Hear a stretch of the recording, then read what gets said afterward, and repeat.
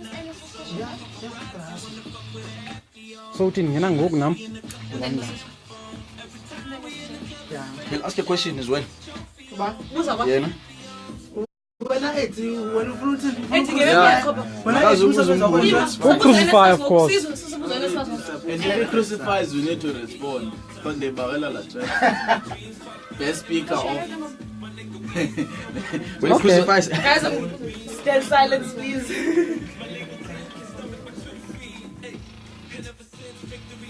Okay.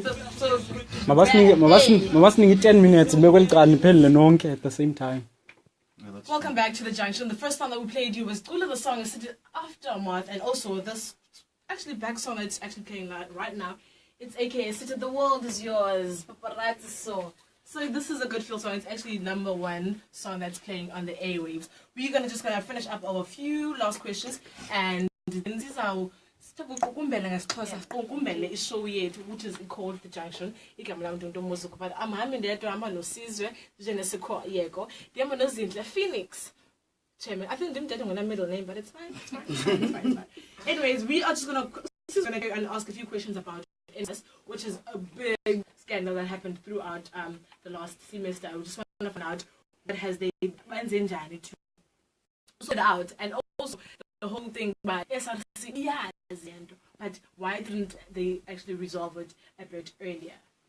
Aphinde sibulise kamphulaphula igama lami ngusizwe Genesis Khwayeko umamela isikhulu sakho sina kakhulu WSU online radio eke saqhubeka nemibuzo yethu guys man ngifuna ukubuza NSFAS sinengxaki ka NSFAS 14.1 million emntwini oyi1 and bekuthe uNSFAS akanazi funds and ngifuna ukubuza kwekuni gentlemen bangabana nina ukuncedisana abafundi ngenza ntoni because kwabafundi apha that are actually bakhona kwi-database kana Intel but then kubefuna ka Intel kuthiwa i-funds zena zika-load but 3 million ihamba nje esithubi.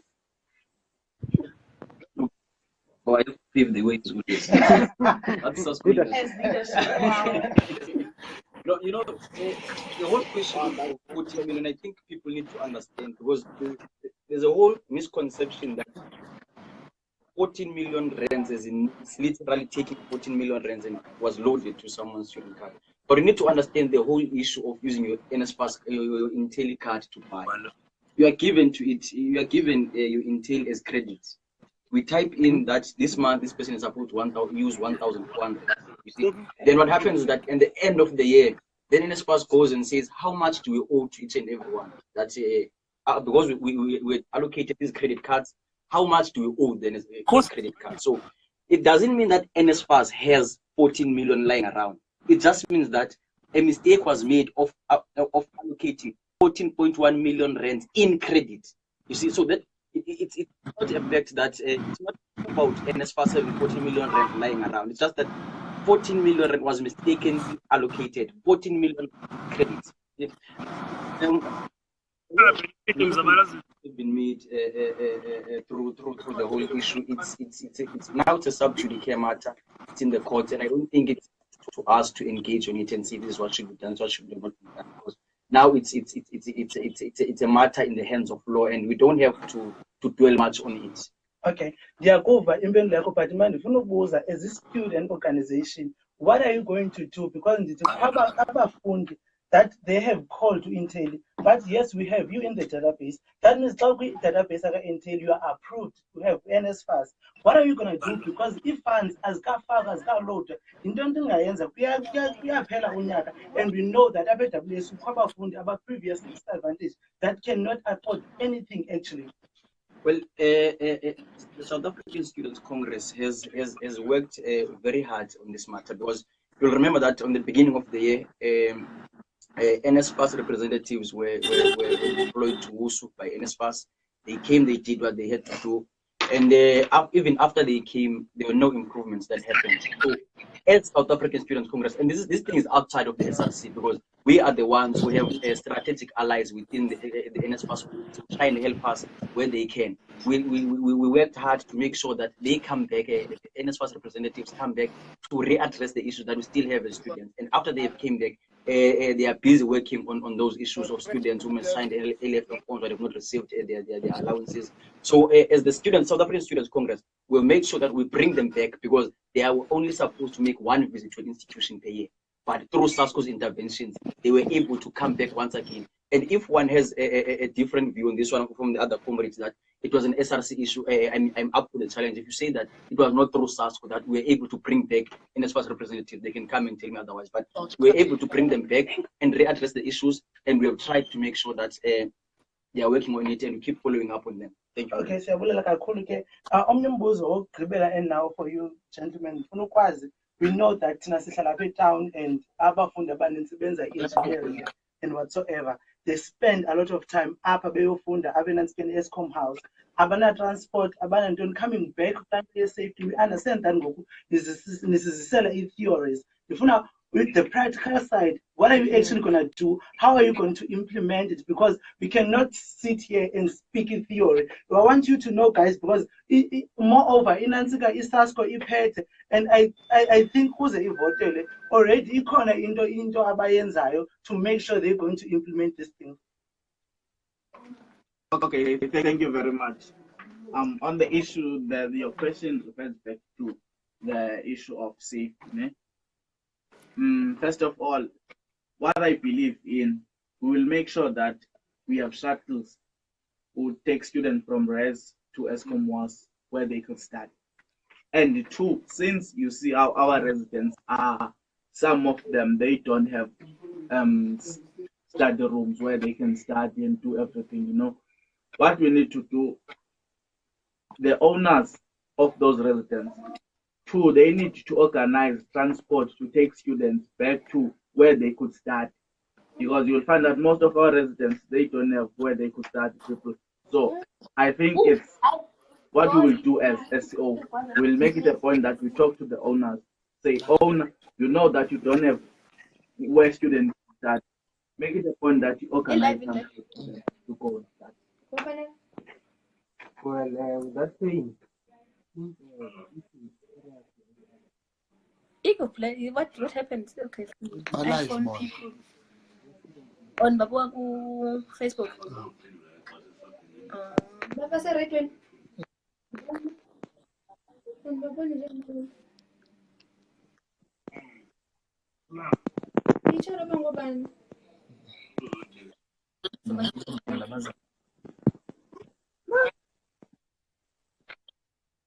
and I think here in Wusu, to address that matter, we must not only solely depend on NSFAS for funding, but we must also, as the Student Representative Council, we must also look for external funders, because we understand that in Wusu, NSFAS does not cater for all our students.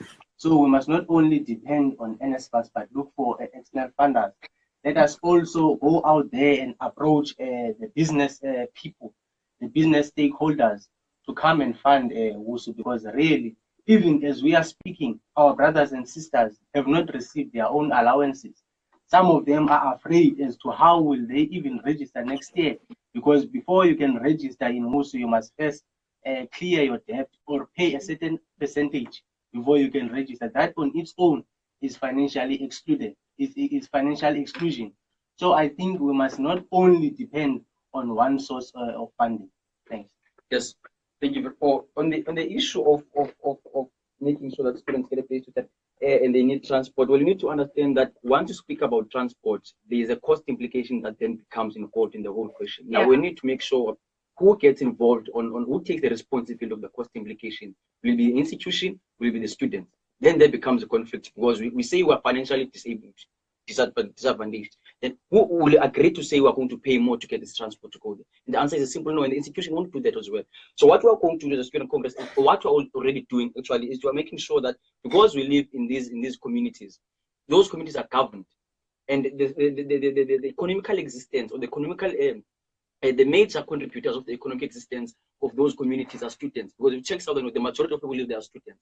So we're in continuous continuous engagements with community leaders, community governance, to make sure that they provide us with community libraries within communities which we live in, because we are the ones who pay rent, we are the ones who pay tax, and that's where the government of the communities get the money. So they need to give something back to us as students, something that's going to help us. So we're busy working with our ward councillors, with our ANC as an ally, community libraries for students to study so they don't walk long distances and they are faced with these dangers of the community. Thank you very much. Okay, so All right.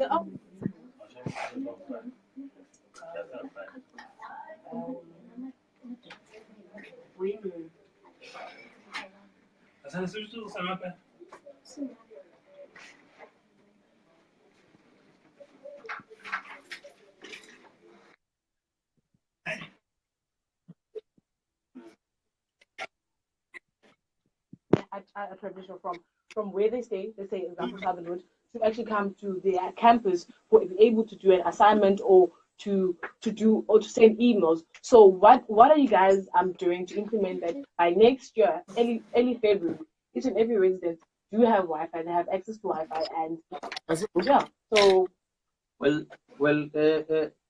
The issue of Wi-Fi is an issue of pointing fingers between the landlord and the institution. Who has to take the responsibility?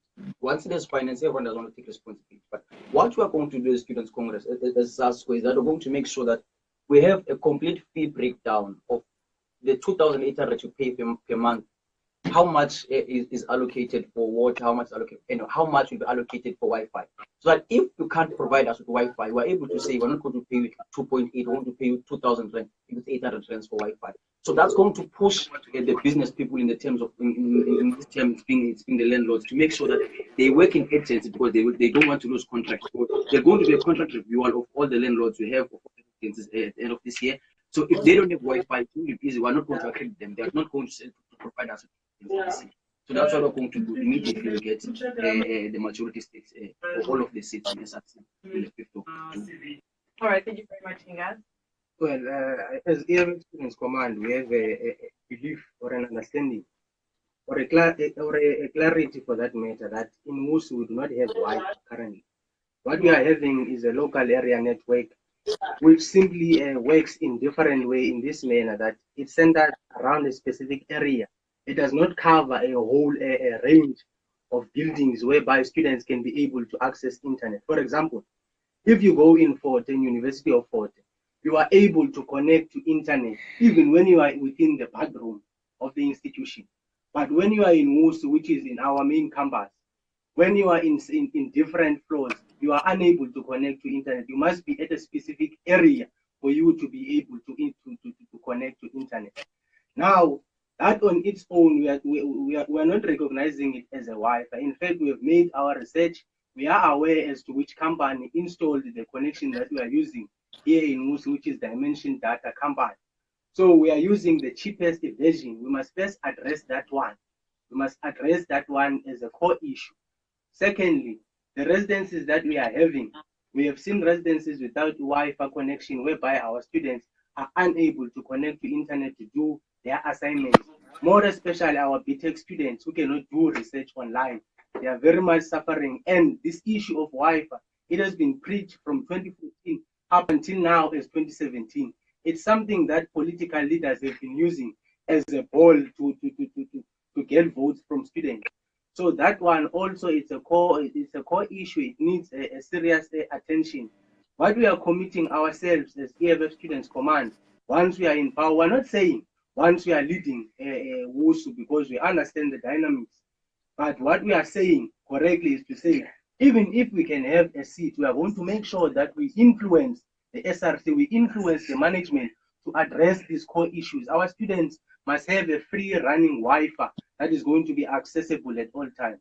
Thanks. All right, thank you very much. That's the EFFCS commander. I think the last one will be the SO, and then we'll go to our. Thank you very much. The issue of Wi-Fi, it's critical and it's serious. One, we need to understand, as the SO, we need to get an agreement form between the management and the residents. Because before we take a residence, there are things that you need to have in your residence so that you can accommodate to them. One, we have residents like Geraldine. Those residents, we had them 5 years ago from now.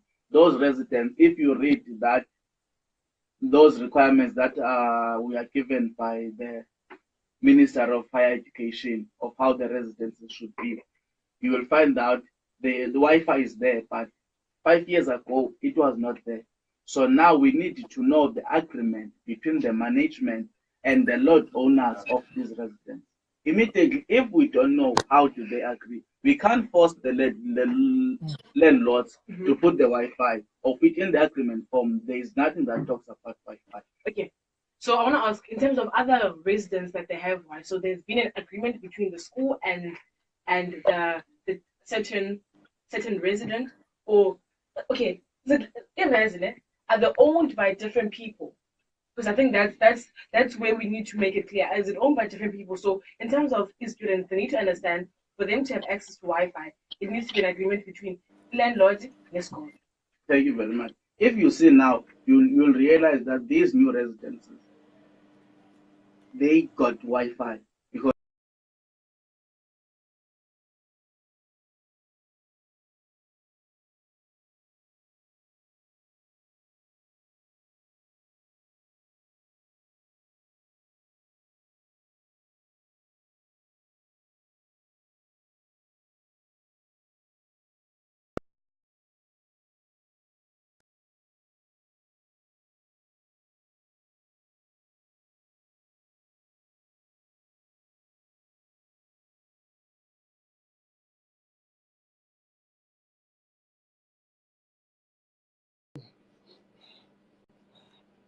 Thank you very much.